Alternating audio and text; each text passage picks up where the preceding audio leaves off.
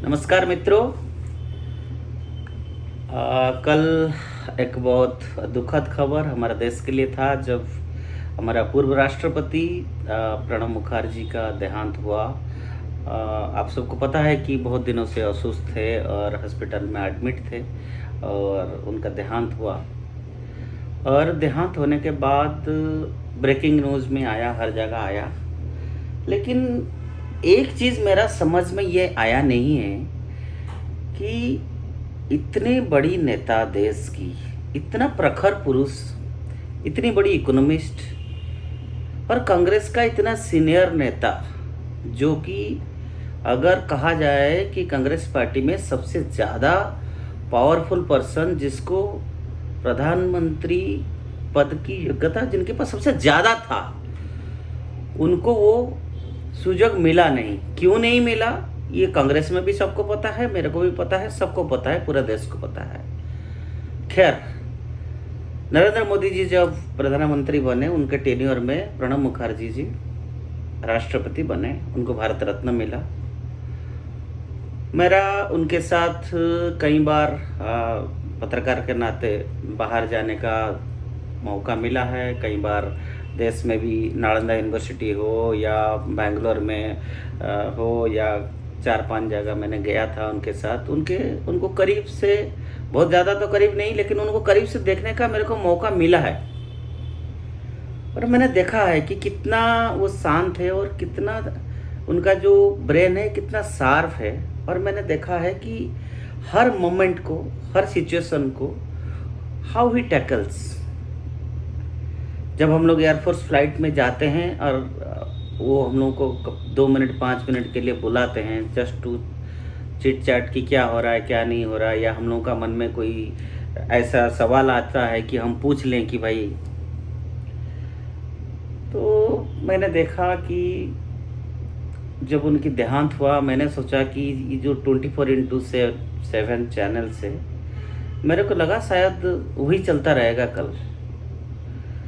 लेकिन बड़ा मेरे को अजब लगा कि फिर से वही 1.5 महीना में जो न्यूज़ चल रहा है, वो बम्बई का, जिनका मर्डर हुआ या उन्होंने आत्महत्या किया या जो भी किया, मैं उनका नाम भी नहीं लेना चाहता हूँ, लेकिन 1.5 महीना में कान पक गया है। उनका न्यूज़ सुन सुन के कान पक गया है। ऐसा लगता है कि जो चैनल से उनके पास कोई खबर ही नहीं है क्या। फिर मैंने एक पत्रकार को पूछा, इलेक्ट्रॉनिक मीडिया के मेरा एक मित्र है, उनको पूछा, एक एंकर को पूछा कि भाई क्या बात है कि इतना बड़ा देश के राष्ट्रपति का देहांत हो गया, वो आज नहीं दिख रहा है। पहले क्या होता था कि उनके घर बाहर खड़े हैं, वो वीआईपी आए, मिलने आए हैं, उनके ऊपर देता, ये सब होता था। लेकिन कल इवनिंग में भी हर चैनल जो है वही मर्डर, वही सीबीआई इंक्वायरी, इसको बुलाया, उसको बुलाया। और वो मीडिया चैनल जो है, लग रहा था इन्वेस्टिगेशन वो नहीं कर रहा है, सीबीआई नहीं कर रहा है, इन्वेस्टिगेशन मीडिया ही कर रहा है। एक पैरेलल जजमेंट भी वो देते जा रहे हैं, पैरेलल जजमेंट की देते जा रहे हैं। मैं उनसे ये पूछना चाहता हूँ मित्रों कि इस देश में क्या केवल सेलिब्रिटी का लाइफ का वैल्यू है? इस देश में जब किसान आत्महत्या करता है उसका कोई वैल्यू नहीं है? इस देश में जब आर्मी का जवान अपना जान देता है उसकी वैल्यू नहीं है? उसकी परिवार कैसे जीता है उसकी कोई वैल्यू नहीं है? जब कोई साइंटिस्ट का फैमिली में डेथ हो जाता है, उसके परिवार में डेथ हो जाता है, उनका कोई वैल्यू नहीं है? कोई स्टूडेंट आत्महत्या करता है उसका कोई वैल्यू नहीं है? मैं ये नहीं कह रहा हूं कि कोई सेलिब्रिटी का डेथ का इंक्वायरी नहीं होना चाहिए, नहीं न्यूज़ चलना चाहिए, लेकिन कहीं ना कहीं ऐसा लगता है कि विषय को डाइवर्ट करने के लिए, जो असली मुद्दा है उससे डाइवर्ट करने के लिए ये इश्यू को बार बार लोगों को मन में थपाई दे रहा है। जबरदस्ती सुनो आप। और कुछ लोगों को, जैसे मैं कई लोगों से बात किया, उन्होंने कहा भाई हमने तो ये चैनल देखना छोड़ दिया इतना बकवास न्यूज कभी कभी चलता है और फिर हर आधा घंटा में रिपीट, हर आधा घंटा में रिपीट, वही बात वही बात वही बात वही बात। आखिर में हम कहां जा रहे हैं? इस देश कहां जा रहा है? किस तरह से जा रहा है? इस डेमोक्रेसी को अगर स्ट्रेंथन करना है, उसमें सबसे बड़ा रोल जो होता है वो मीडिया का होता है। लेकिन कई बार ऐसा लगता है कि ये मीडिया जो है टोटली प्लांटेड है, कई खबर टोटली प्लांटेड है।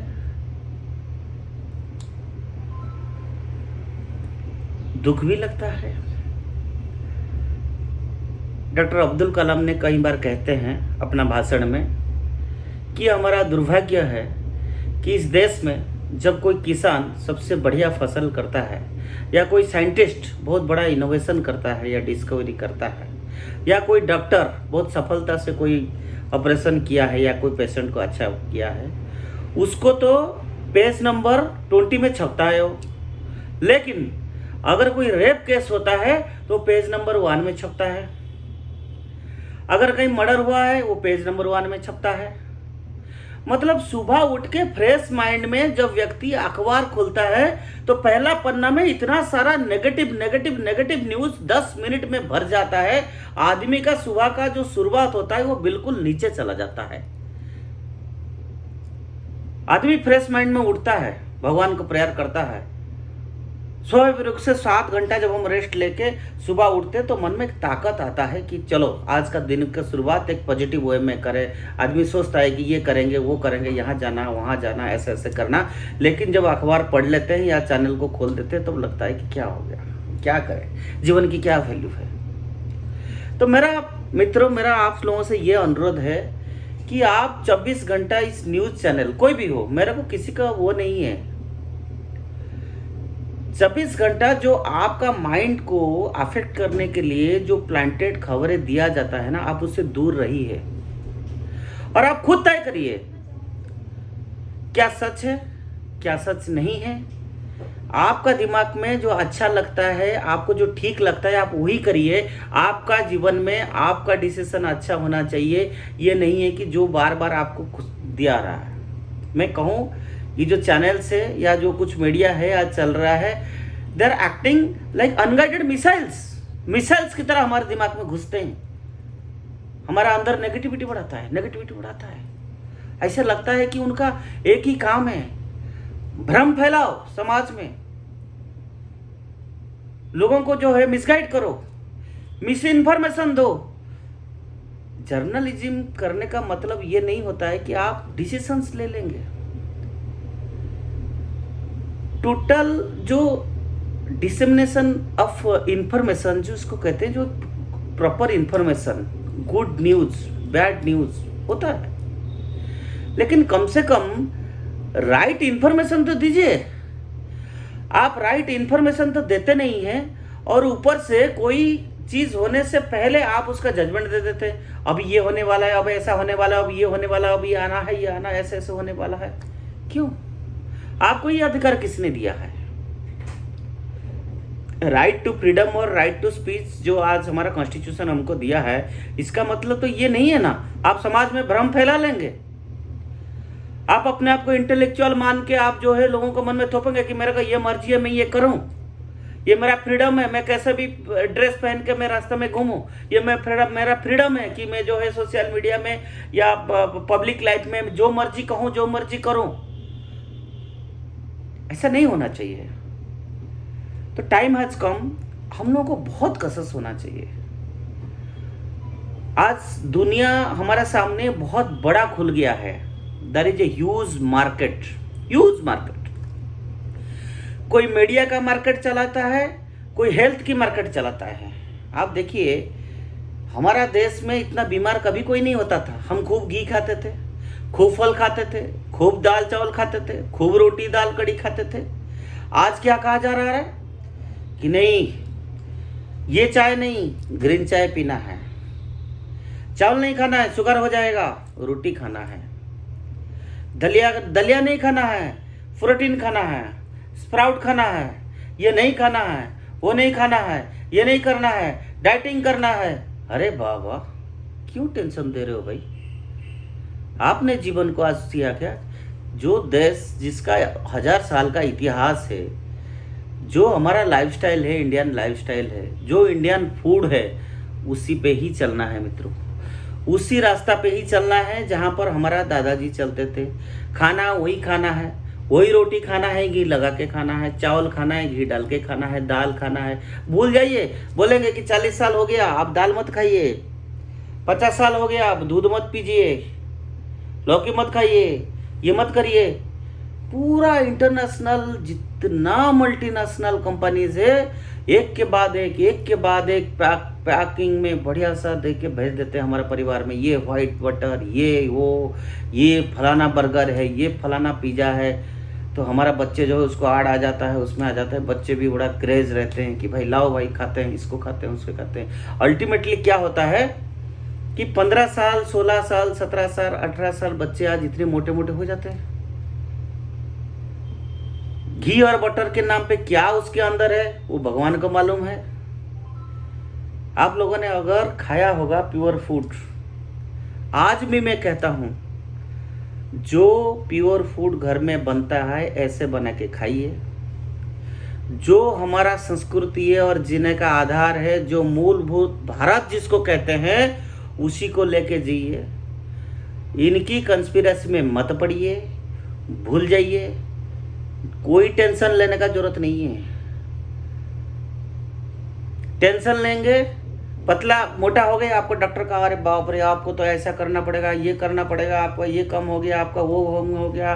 वो डॉक्टर के पास पहले क्या होता था, जब डॉक्टर के पास व्यक्ति जाता था, डॉक्टर पहले क्या करता था, एक पेशेंट का साइकोलॉजी को स्टडी करता था और उसको 5 मिनट जब वो बात करता था डॉक्टर, तो जो पेशेंट से वो 50% ठीक हो जाता था।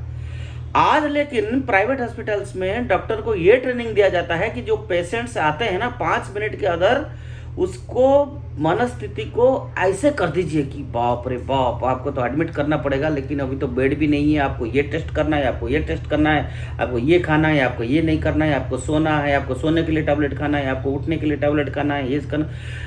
15 मिनट के बाद जो पेशेंट है वो अगर 50% जी के आया था, थोड़ा विश्वास और होप लेकर डॉक्टर के पास, वो विश्वास उसका पूरा खत्म ही हो जाता है।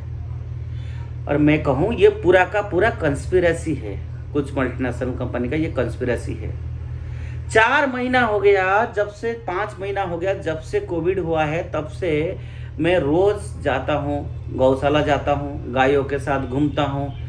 जैसे घर में खाना बनता है ऐसे रोटी दाल सब्जी खाता हूँ मैं। आई डोंट केयर कि वो मोटा हो जाएगा, ये पतला हो जाएगा, ये खाना है, ये नहीं खाना, ऐसा करना वैसा करना, मैं इस चक्करों में नहीं पड़ता हूँ।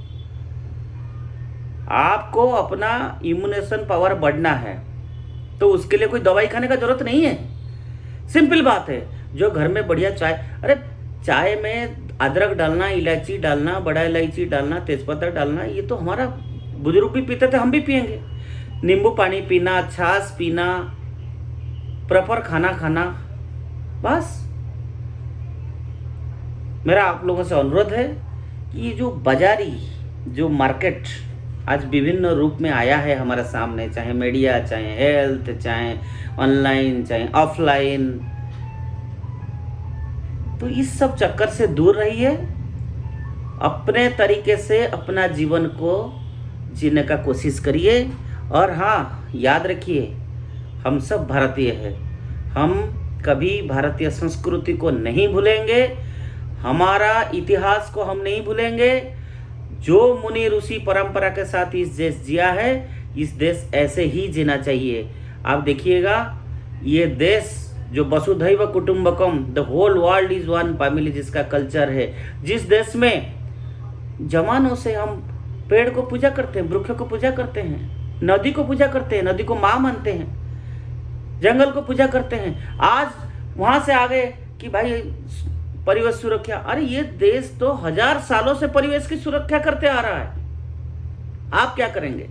हर घर में, आप अभी भी गांव में जाके देखिए, हर घर के सामने तुलसी मैया होती थी। शाम को तुलसी मैया के सामने दिया जलता था। तुलसी का पत्ता बच्चे को देते थे, बेल पत्ता बच्चे को देते थे।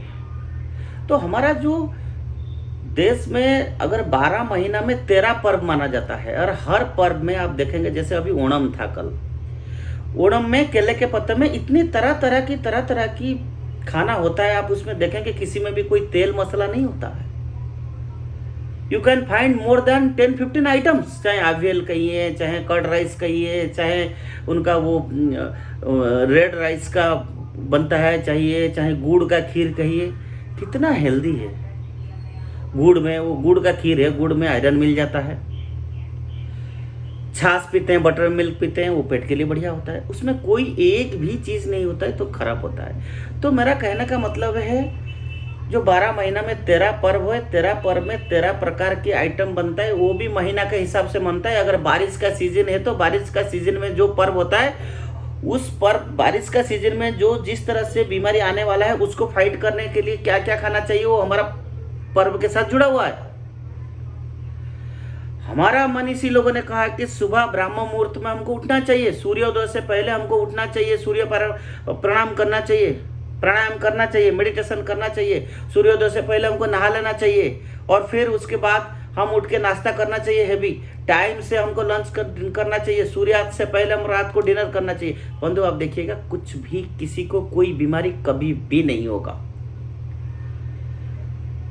बहुत हो गया, बहुत हो गया। ये पैकिंग और पैकेजिंग जो नया कंसेप्ट आया है ना आज, पैकेजिंग ऑनलाइन, मत पड़िए उसके चक्कर में, इस सोशल मीडिया का उसका चक्कर में मत पड़िए। जो आप है आप वही रहिए। हम सब भारतीय है, हम भारतीय ही रहेंगे और भारतीय संस्कृति को ही आगे बढ़ाएंगे, और हम अपना परिचय को कभी नहीं भूलेंगे। आज के लिए मेरा यही कहना है, यही मेरा आज का संदेश है और आज की बात है। भारत माता की जय।